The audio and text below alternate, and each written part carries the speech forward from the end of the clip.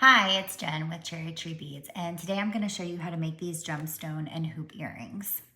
So they're super simple, no tools required. All you want to do is just open that back, and then we have these slider clasps. They have a rubber gasket in the middle, and you just want to string that onto your hoop. And then you want to match it up to your other one to make sure that it's in the same place, and string your beads onto your hoop.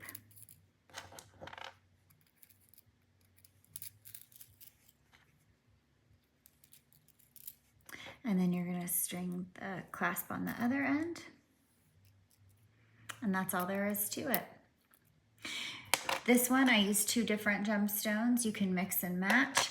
We have tons of different gemstones on our website that have a 2.5 millimeter hole, and any of these are perfect for these earrings.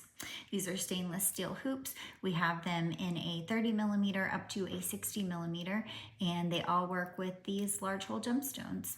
You can find all the supplies at cherrytreebeads.com. Thanks so much for watching.